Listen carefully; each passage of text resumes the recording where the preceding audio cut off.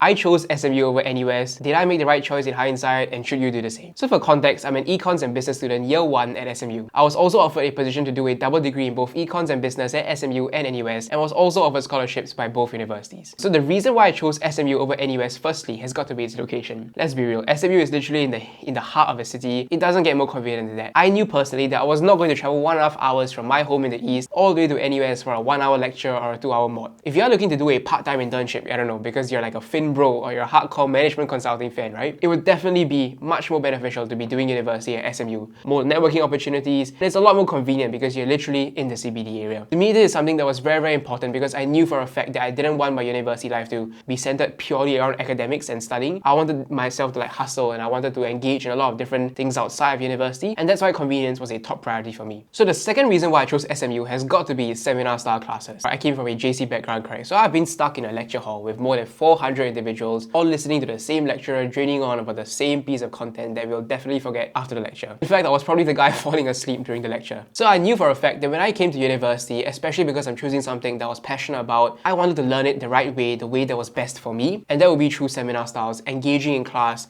class parting for instance, just so that I'm involved in the learning process. Crucially, what I will say is the class part component is both a pro and con depending on how you look at it. If you're the kind of person who likes to learn, by themselves in isolation, or you like theoretical lecture style information sort of delivery, then this may not be the best fit for you. So the third reason why I chose SMU was simply because of its community. I was honestly quite privileged to have interacted with so many seniors from SMU, so I could see the kind of graduates they produce. What I will say about community, quite honestly, is you can definitely find a group of friends that you vibe with in any university. However, you are more likely to be put in situations that are outside of your comfort zone in SMU. So just within the first 4-5 weeks of school, I've literally taken part in an economics pageant. I've gone for 4 orientation camps. I've stayed at Prinsep Street residences, and I've even joined a salsa dancing CCA.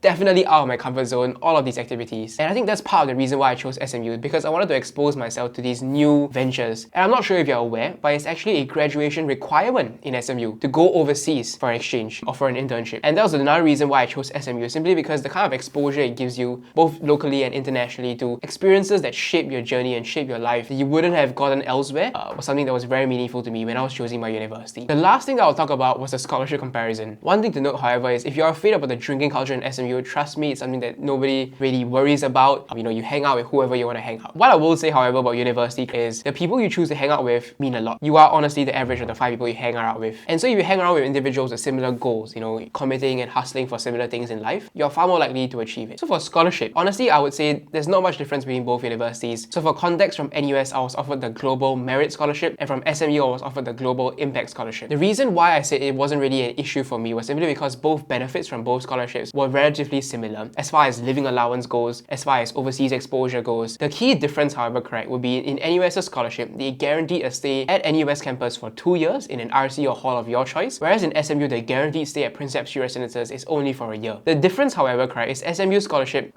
to me was more valuable simply because he offered an additional $40,000 for you to go and pursue a master's of your choice. So it doesn't just cover undergraduate education, it covers postgraduate education as well. And in the big scheme of things, this was part of the reason why I thought it would be a benefit for me. I know I've not been to NUS, but truthfully, I feel that there are not many objective differences between these universities. There are more subjective differences, and that's why you gotta choose what is best or what is the better choice for you. As far as we're looking at non-traditional courses like non-law, medicine, dentistry courses, correct? I do believe that the differences for generalist degrees like economics and business between the 2 or 3 universities in Singapore are not so objective. Rather, they are very subtle, subjective differences like culture, people you meet, type of activities that you engage in those universities that would really make or break it for you. So honestly, I feel I've made the best choice because I've had such a fun time at SMU. I've exposed myself to so many different new things. There's a lot of things in the pipeline as well that I'm looking forward to, such as going overseas for my first internship and for my first overseas exchange. Whether I would have gotten the same experiences at NUS, honestly, who can tell? I wouldn't know. We probably gotta make the best decision with the information that we have. So to everybody who's watching this, if you are actually studying for your A-levels soon, all the best. And if you have any questions about university, both locally or overseas, you want to reach out, or you are applying for scholarships, you're not sure what the interview process is like, just reach out and I'm happy to help.